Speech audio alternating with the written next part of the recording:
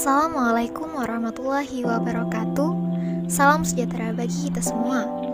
Perkenalkan, kami dari kelompok 4 yang beranggotakan Muhammad Arifin, Sayuto Widi, Mimi Rapida, Maulinda Widyastuti, Rayhana, Regita Eka Depianti, dan Yuwana Febriati. Ini merupakan hasil kerja kelompok kami untuk memenuhi tugas mata kuliah Teknologi Pertanian Organik dengan dosen pengampu Bapak Rija Adrianur Saputra. Materi yang akan kami sampaikan ialah mengenai sistem integrasi padi dan itik. Pertama-tama, kami akan mengenalkan lahan rawa yang kini dan ke depan sangat strategis sebagai salah satu lumbung pangan nasional. Mengingat semakin menciutnya lahan produktif, terutama di Pulau Jawa. Lahan rawa terbagi atas lahan pasang surut dan lahan lebak. Luas lahan rawa di Indonesia mencapai 34,93 juta hektar yang tersebar di Sumatera, Jawa, Kalimantan, Sulawesi, dan Papua. Lahan rawa pasang surut di Provinsi Kalimantan Selatan mencapai 186.000 hektar, sedangkan lahan rawa lebak mencapai 137.000 hektar. Lahan rawa lebak. Secara umum, permasalahan yang terdapat pada lahan rawa untuk usaha pertanian adalah bahan induk miskin hara, bersuasana anaerob, banyak yang bergambut tebal, berpirit, dan apabila dialihfungsikan akan mengeluarkan senyawa yang dapat meracuni tanaman seperti sulfida, besi fero, asam-asam organik, serta pH tanah yang rendah. Lahan rawa lebak sampai saat ini belum sepenuhnya dimanfaatkan untuk usaha tani karena adanya berbagai masalah. Di antaranya, jaringan tata air belum optimal, tipologi lahan, khususnya terkait dengan kondisi tata air, tinggi dan lama genangan, serta hubungannya dengan pengelolaan air di lahan pertanaman.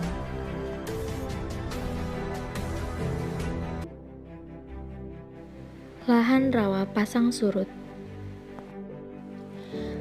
Pengembangan lahan rawa pasang surut untuk usaha pertanian menghadapi beberapa kendala, baik teknis atau biofisik, sosial, ekonomi maupun budaya. Secara biofisik, faktor utama yang berpengaruh terhadap pengembangan lahan rawa pasang surut untuk pertanian yaitu genangan air, pH tanah yang rendah, adanya zat-zat racun, kesuburan tanah rendah dengan keragaman yang tinggi, dan kondisi topografi lahan. Prospek dan peluang pengembangan usaha tani terpadu di lahan rawa sangatlah tinggi dan menjanjikan. Berbagai hasil penelitian menunjukkan bahwa dengan pengelolaan lahan yang tepat dan inovasi teknologi, lahan pasang surut dapat dikembangkan menjadi lahan produktif untuk pertanian, terutama tanaman padi. Alternatif sistem usaha tani di lahan rawa pasang surut hendaknya didasarkan pada sistem usaha tani terpadu yang bertitik tolak pada pemanfaatan hubungan sinergis antar subsistem, dan dampak pengembangan tetap menjamin kelestarian sumber daya alam. Sistem usaha tani terpadu adalah suatu sistem usaha tani yang didasarkan pada konsep daur ulang biologis, yaitu usaha tani tanaman, ikan, dan ternak. Pengembangan sistem usaha pertanian modern yang mengintegrasikan ternak, yaitu berupa itik atau ayam, kambing, sapi, maupun kerbau, dengan tanaman memiliki prospek yang cerah. Menurut Rahaini et al. 2015, sistem integrasi antara ternak, itik alabio, dan tanaman di lahan rawa lebak Kabupaten Hulu Sungai Utara, Kalimantan Selatan juga dapat memberikan sistem integrasi padi dan itik.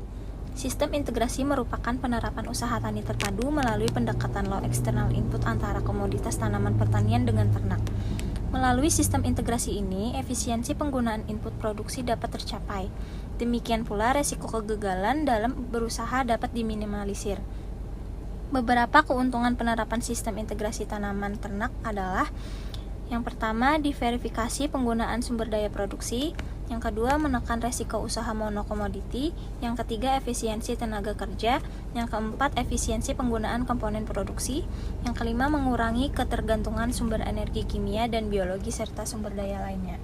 Sistem integrasi tanaman dengan itik merupakan penerapan keterpaduan antara komoditas padi dan ternak itik yang saling menguntungkan, yaitu efisiensi dalam penggunaan sarana produksi dan sarana peternakan. Sistem budidaya integrasi padi dan itik menumbuhkan kesadaran petani tentang pentingnya mendukung pertanian berkelanjutan dengan mengurangi penggunaan pestisida, mengurangi hama seperti keong, wereng, dan lain-lain, karena hama tersebut akan dimakan oleh itik. Manfaat keberadaan itik pada budidaya padi sawah yaitu: yang pertama, untuk penyiangan; 2. Pengendalian hama penyakit; ketiga, pemupukan; 4. Pembajakan dan penggemburan tanah sepanjang waktu; 5. Pengendalian keong emas; dan keenam, stimulasi pertumbuhan padi.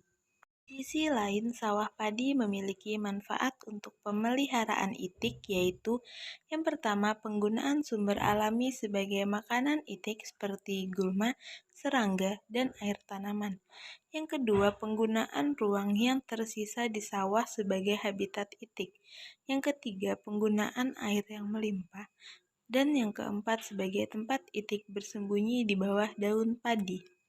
Secara tidak langsung, sistem ini dapat mengusir hama tikus, juga meningkatkan pendapatan petani melalui pengurangan biaya pestisida dan penyiangan pada tanaman padi, serta biaya pakan itik 50% dari kebutuhan biasanya. Selain itu, dalam satu luasan yang sama dan pada waktu yang sama, dapat dihasilkan padi dan itik tanpa berpengaruh pada produksinya.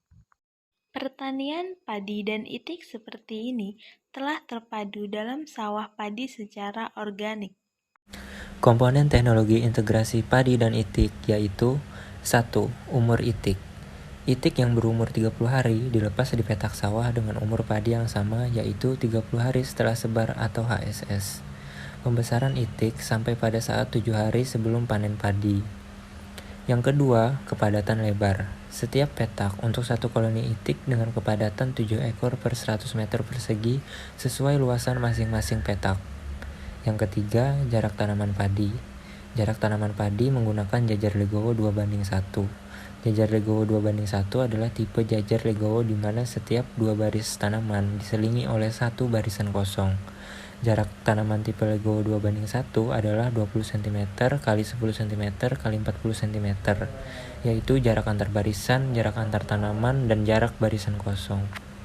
Dalam teknologi ini, output utamanya adalah menuju pertanian organik, karena penggunaan pestisida dalam teknologi ini hampir tidak digunakan dan juga tidak dilakukan penyiangan. Menuju peningkatan pendapatan, karena dalam satu lahan produksi, padinya bisa meningkat sampai 10% dan dalam lahan yang sama bisa dipanen padi ataupun itik. Pada sistem integrasi padi itik, hanya diperlukan sedikit input eksternal. Gulma dan serangga dimakan itik, sedangkan itik memberikan dampak peningkatan pertumbuhan tanaman padi. Sistem integrasi padi itik lebih kekal dan mempunyai siklus lebih baik daripada metode lain. Sistem integrasi padi itik merupakan jalan kreatif untuk menciptakan siklus ekosistem produktif yang kekal. Sekian apa yang bisa kami sampaikan mengenai sistem integrasi padi dan itik. Saya mewakili kelompok 4, tidak lupa berterima kasih kepada Bapak dan Ibu dosen pengampu mata kuliah Teknologi Pertanian Organik atas ilmu dan waktunya yang diberikan sehingga kami mampu menyelesaikan tugas ini dengan baik. Jangan lupa like, comment, and subscribe.